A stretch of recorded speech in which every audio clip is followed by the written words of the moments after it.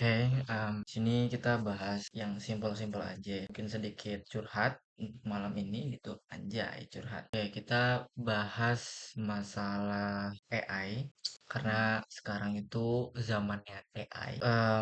Apakah AI itu adalah sebuah bubble yang diprediksikan bakalan pecah bubble tersebut ya menjadi bom waktu aja. At the end of the day, dia bakalan pecah dan tidak relevan lagi. Mungkin faktor yang membuat dia tidak relevan itu adalah ya keterbatasan resource dan ya sumber daya gitu, baik dari GPU, kemudian komputasi, ya SDM, ya demand-nya, ya cost-nya juga atau duit. Mungkin demand-nya itu ada, tapi mereka yang pengen utilize AI ini itu resource-nya nggak ada kayak duit gitu. Kalau kita lihat ya, berita sekarang itu CEO Microsoft itu dapat tagihan besar dari cloud karena kan mereka utilize mengkonsum API punya cloud atau Anthropic pada VS Code gitu kan. Itu ternyata tagihannya cukup besar dan sepertinya butuh revisi gitu. Dan pada akhirnya CEO Microsoft itu bilang untuk programmernya pakai Copilot saja karena udah nggak masuk akal lagi terkait bill-nya. Nah, itu fakta yang pertama ya. Banyak juga kok industri lain yang tiba-tiba dapat bill yang nggak masuk akal. Terlepas daripada ya kesalahan atau human error ya. Entah mungkin programmernya nggak ngeset rate limit atau ya nggak buat inilah kayak boundary gitu. Nah, karena memang infrastruktur AI pun itu ya memang mahal ya. Dan output yang dideliver dari AI itu sendiri itu juga bagus gitu, mempermudah, mengakselerasi. Kan seperti itu paradigma. Mobilitas yang maksudnya objek yang dimobilisasi AI ini itu adalah kecepatan dan hasil yang udah lumayan bagus daripada manualisasi gitu kan. Nah, seperti itu. Nah, di sini gue mau cerita shifting ini ya. Kalau dulu programmer dahulu itu sebelum era AI ya, mereka bisa ngedevelop let's say aplikasi apa ya kayak simpelnya tuh kayak Note app gitu. Itu bisa seminggu atau mungkin 2 minggu gitu. Ya, memang mereka terstruktur pekerjaannya gitu. Ada yang front end, ada yang back end, API, database, dan itu mereka ngodingnya from scratch gitu dari awal, scaffolding, buat PRD dan segala macam gitu, brainstorming dulu dan seterusnya. Belum lagi masuk ke tahap kayak testing dan itu maksimalnya sebulan lah ya, udah jadi. Nah, kalau kita reflect ke zaman sekarang itu 2 hari pun selesai kayak gitu. Karena terakselerasi dengan AI model itu tadi ya. AI model sekarang udah banyak ya kayak di posisi frontier tuh ya banyak kayak Cloud, Anthropic, ChatGPT, Codex kayak gitu. Agency banyak dan mereka kita bisa utilize-nya.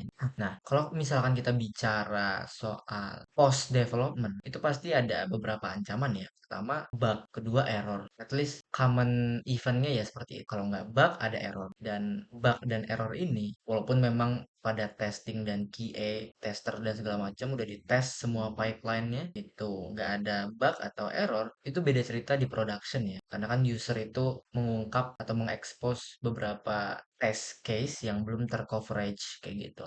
Nah, let's say ada bug atau error ya. Si programmer dulu itu yang memang punya fundamental di kepalanya, problem solving karena memang dia menulis sendiri kayak jarinya gitu setiap baris of line of code-nya gitu kan. Tentunya mereka paham apa yang dia tulis, apa yang mereka deliver dan mereka ketika ada error mereka langsung tahu tuh di kepala mereka sepersekian detik oh di sini. Walaupun memang nggak presisi, yang jelas ya mereka tahu gitu nge-tracingnya paham cara mengekspos error tersebut pada development kemudian dilihat tracebacknya kemudian di visit setiap file hasil tracingnya itu mereka udah terstruktur pemikirannya dan pasti ada jaminan juga untuk bisa terselesaikan atau terpatching lah itu bug itu kan. Kalau masalah waktu ya, kalau memang udah jago banget ya relatif cepat, kalau memang belum jago banget ya relatif lama. Yang penting apa? Irisannya itu. Ya mereka bisa solving sendiri gitu loh, independent development gitu. Nah, kalau kita reflect ke sekarang, kan era zamannya vibe coding ya gitu kan. Nah, ya user itu apalagi kalau yang dia nggak berangkat pada background IT, dia nggak tahu gitu kan. Ada error ya dia tinggal ngeprompting aja, ngejelasin ada error nih, ada. Misalkan dia nggak tahu tuh ada yang namanya log gitu kan, log error gitu. Ya dia bilang aja, ada error nih kata teman saya bla bla bla. AI tersebut nggak dapat konteks errornya apa gitu kan. Ya dia makin keras banget tuh komputasi inference-nya. Apa nih maksud user nih gitu. Dia harus inference secara masif gitu kan. Berbeda kalau memang user tersebut tuh berangkat dari background IT. Dia bisa sedikit-sedikit lah mengekspos beberapa titik tracingnya, kemudian lognya itu dikirimkan. Ya kalau vibe coding gitu kan, vibe coder gitu, kalau ada error ya asumsi paling umumnya ya dia nggak bisa nge-solving sendiri, dia pasti depend kepada AI lagi gitu kan. Kalau memang user ini nggak punya background IT dan nggak paham pula fundamentalnya, nah itu bahayanya. Jadi kita boundary banget gitu, kayak ngebounding ke AI ini. Jadi kita nggak independen sebagai programmer. Kalau ada error, ya dia nggak bisa nge-solving itu kalau bukan pakai AI gitu. Nah, disinilah letak katastrofiknya. Bencananya di sini. Semisal ada dua nih, ada dua programmer. Ada yang programmer ngerti fundamental, which is dia yang nulis sendiri, dan satu lagi vibe coder. Dua-duanya ngedeliver produk yang sama. Yang tadi gitu ya, notepad, not apps gitu. Cuman ya bedanya itu. Kemudian bedanya ya yang satu ini yang ngedevelop from scratch tanpa intervensi dari AI, ya itu tadi kan, tanpa intervensi dari AI. Satu lagi dia vibe coder gitu, vibe coding gitu, dan dia sangat depend sekali pada AI gitu. Bedanya ya yang satu ini development time-nya lama, yang satu ini yang vibe coder itu sebentar 2 hari gitu, dan ini yang 30 hari itu. Misalkan kita ada error, yang satu ini yang vibe coder ini pasti dia nge-summon AI lagi gitu, nge-tracing mana errornya. Cepat juga nggak ininya, patchingnya atau nge-solving apa problem solvingnya, tergantung juga, tergantung dari konteks yang diberikan user itu seperti apa gitu, errornya di mana, terjadi saat event apa, kan semua itu perlu tahu ya informasi tersebut. Nah, si yang fundamentalis ini ya udah ngerti gitu kan, memang relatif lama solving problemnya, itu pun kalau memang apa ya, trajectory tracernya itu lumayan cukup dalam. Cuman itu tadi ya, kekurangannya yang satu independen, yang satu tidak independen gitu kan. Nah, disinilah letak masalahnya. Kalau kita lihat ya, yang fundamentalis ini itu dia nggak butuh siapa-siapa. Dia punya diri dia sendiri untuk nge-solving problem yang ada. Nah, kalau yang satunya lagi, yang vibe coder itu dia tidak independen, dia butuh AI di dalam problem solvingnya. Dan itu pun jika memang AI-nya ada gitu kan, AI-nya available. AI-nya nggak limit. Kalau memang on demand, lagi butuh banget, urgent gitu kan, terpaksa dia beli lagi gitu kan, beli lagi AI-nya untuk ngeriset limitnya, dapetin fresh token segala macem. Nah, itu tadi ya, dia tidak independen. Banyak ya apa pre-requirement-nya. Kalau untuk yang vibe coder ini, pastikan AI-nya ada, pastikan AI-nya capable gitu untuk memobilisasi masalah yang ada. Kalau yang independen tadi, ya dia bisa gitu kan dengan mudah. Oh, ini errornya di sini dan seterusnya dan seterusnya. Nah, kalau kita refleksi diri lagi gitu ya, kalau misalkan kita itu berangkat dari perkuliahan yang memang berkecimpung pada dunia programming gitu kan. Kalau di Indonesia tuh ya kayak misalkan sistem informasi, informatika, kemudian teknik komputer, dan seterusnya. Di dalam yang dipayungin oleh Fakultas Ilmu Komputer kan memang target pasar AI itu kan di situ, kebanyakan gitu kan. Nah, itu. Bayangkan aja kita udah bayar mahal-mahal kuliahan gitu kan, which is kita semua tahu lah ya, kuliah IT itu nggak murah, pasti mahal, apalagi yang swasta. Selama masa perkuliahan kita itu udah hidup di zaman AI, mau nggak mau kita harus stay relevan kan, kalau nggak kita yang ketinggalan seperti. Dan kalau kita lihat di perkuliahan itu pasti ada sistem deadline juga, yang mana kita harus on rush gitu kan, kayak cepet-cepet gitu, kalau enggak ya nggak dapat nilai. Nah, itu tadi sistem itu udah deh. Mungkin ya beberapa mahasiswa itu yang ngerjain tugas gitu, dia tuh pengen belajar, dia tuh pengen merasakan ngoding itu seperti apa, tapi mungkin dia berpacu pada deadline itu sendiri gitu kan. Misalkan progres pembelajaran dia untuk mengerjakan project itu masih 40%, tapi udah deadline nih, udahlah mau nggak mau pakai AI aja gitu. Dan seterusnya kan lama-lama hilang ya energinya gitu kan. Itu pun kalau memang orangnya nggak disiplin ya. Udahlah, manusia ini cenderung kayak pengen milih yang cepet gitu, pengen cepet. Nah, itu tadi, AI itu menawarkan kecepatan dalam produk yang dimobilisasinya. Ya udahlah, kita lanjut dalam tawaran itu gitu, ya udah kita pakai. Akibatnya apa ya, kita nggak tahu apa yang kita tulis, kita nggak tahu apa yang dia tulis gitu. Jadi ketika ada error, kalau memang basis kodenya udah besar, ya udah kita nggak sama sekali tahu terkait basis kode yang kita, atau code base yang kita tulis itu. Kalau ada error, ya udah yang tahu AI gitu. Itu pun dia harus membaca ulang lagi setiap sesinya. Belum lagi kita apa namanya, berhadapan dengan konteks window gitu, dan seterusnya dan seterusnya. Nah, jadi itu tadi ya, udahlah mahal-mahal kita bayar. After graduate kita nggak punya basis knowledge yang mumpuni, fundamental yang kacau, nggak ada sama sekali gitu. Ngedevelop produk from scratch dari tangan pun nggak bisa gitu kan, sangat depend sekali pada AI. Ya udah sia-sia, dia bisa ngoding kalau memang ada AI, which is AI itu dibayar gitu kan, keluar lagi tuh duit. Ya bayangin aja, harusnya ya after graduate itu sang programmer ini harapannya bisa nge-develop produk IT, nggak usah depend ke siapa-siapa lagi, ya ya mengandalkan otak dia aja gitu. Kecuali memang resource yang memang diperlukan, misalkan library berbayar atau apapun itu ya, ya inilah development apa, dev dependency gitu, bukan sebuah agen ya gitu, yang memang ngerjain ngerjain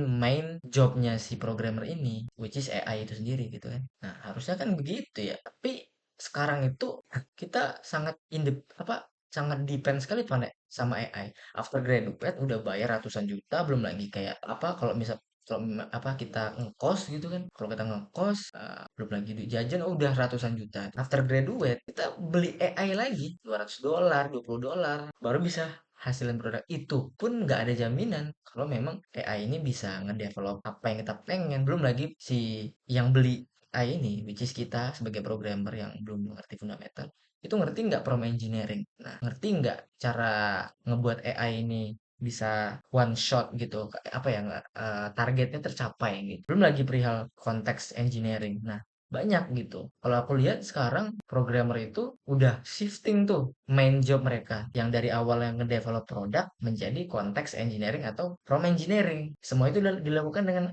atas landasan apa? Akselerasi, kecepatan gitu kan. Dan ya itu tadi lah semuanya. Kalau sekarang itu kecepatan. Orang kan, industri kan sekarang berpacu-pacu, mengekspos beberapa inovasi dan startup segala macam gitu.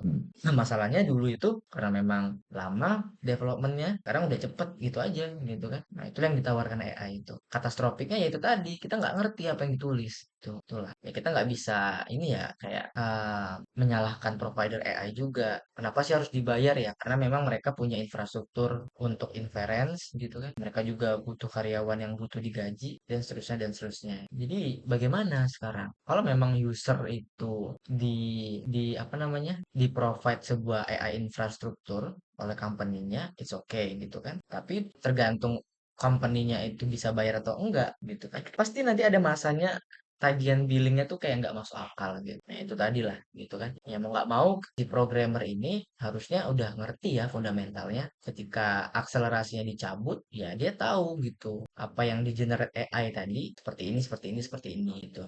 Ya itu tadi bedanya, orang programmer yang ngerti fundamental sama yang nggak ngerti fundamental, which is vibe coder gitu, post development, ya dia udah tahu gitu, oh seperti ini, kalau ada error seperti ini. Nah, kalau si apa, vibe coder itu nggak tahu, dia butuh AI lagi untuk ngerti basis kodenya. Nah, itu tadi bedanya. Jadi ya mau nggak mau kita harus ngerti lah fundamentalnya ya. Kalau back end yang ngerti REST API, cara ngebuat REST API seperti apa, konekin ke database seperti apa, membuat infrastruktur database, ya dan seterusnya gitu kan. Kayak struktur data, bagaimana komunikasi antar data, apa itu API. Kalau front end ya ngerti cara buat UI, ngerti ngedevelop UX gitu-gitulah pokoknya. Cara, ya basic-basic gitu. Nah, at least dia tuh tahu gitu loh cara ngoding ini gimana. Jangan cuman nggak ngerti apa-apa, udah langsung hajar AI gitu. Dan after develop, dia nggak tahu tuh. Oh iya, sabar ya, saya tanya AI dulu gitu. Nah kan aneh banget gitu.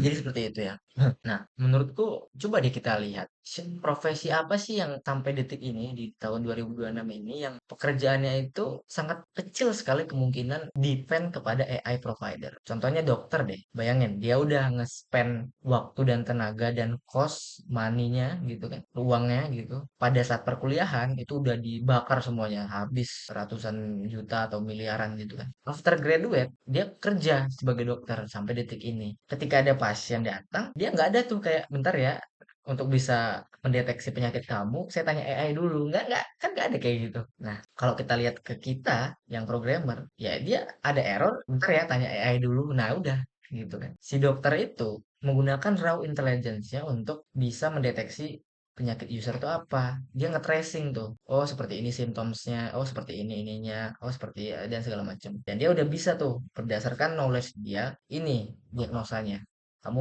minum obat ini dan segala macam dan sembuh gitu kan, problem solving gitu kan. Nah kalau kita yang programmer ini karena udah terbiasa bergantung pada AI, ya udah ada masalah ntar ya AI dulu, itu pun kalau AI-nya ada dan nggak limit gitu, dan nggak limit gitu kan. Belum lagi masalah basis kode yang udah terlalu besar. Bagaimana kamu itu nyuruh AI itu untuk bisa ngebaca understanding secara koheren basis kode yang udah terbuat oleh AI itu, yang mana sampai detik ini pun yang katanya ada Grafify dan segala macam, itu kan dia perlu reading lagi, membaca ulang lagi, reindex lagi, dan itu token kebakar sia-sia untuk cuman ngebaca aja. Dia nggak punya memori yang persisten gitu sampai detik ini ya, at least. Dan dia baca ulang lagi, itu pun nggak ada jaminan juga kalau dia nggak nge-coverage semuanya gitu kan. Ketika kita suguhkan masalah, entah itu tepat atau enggak solusi yang dia berikan. Nah, itu tadi gitu kan. Ya kayak gitu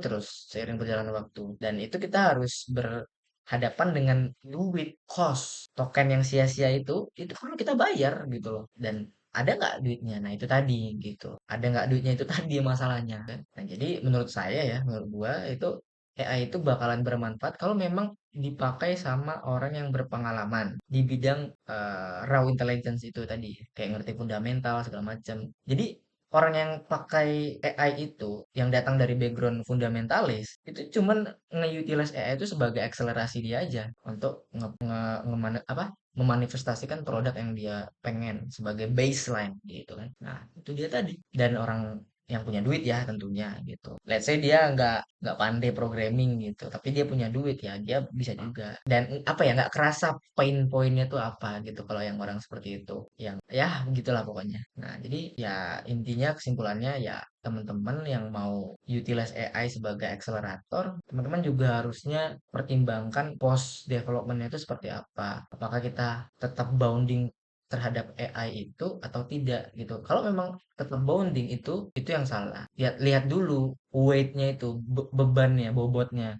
Kita butuh AI itu untuk nge-solving error atau gimana? Atau kita sama sekali nggak ngerti gitu loh. Masa iya sih cuman untuk butuh nge-solving problem yang sekiranya kita bisa, yang apa ya, kayak harapannya itu bisa lah karena kita udah ngerti fundamental gitu kan. Masa iya kita depend lagi ke AI? AI itu cuman buat yang berat, tas berat aja gitu, yang memang udah kita trial and error, nggak bisa-bisa nih, adalah AI aja otomasi gitu kan. Kalau nggak ya kita bakalan tetap mengkonsum terus AI itu, dan trade off-nya ya itu tadi, duit kita habis dan sia-sia aja gitu kan. Ya sebenarnya nggak sih, gimana ya, ya itulah false positif itu. Kalau aku sih mikirnya kita udah bayar mahal-mahal perkuliahan, yang harapannya after graduate tuh ya udah nggak ada intervensi dari AI gitu kan. Kita memang menggunakan pure intelligence kita untuk ngedevelop sebuah produk gitu. Udah kita putus tuh rantai AI-nya. Nah, tuh. Ya seperti itulah ya. Jadi biar supaya nggak terlalu ketinggalan bang, ini ya keputusan untuk meninggalkan AI itu pun juga salah, karena memang eranya kita hidup sekarang,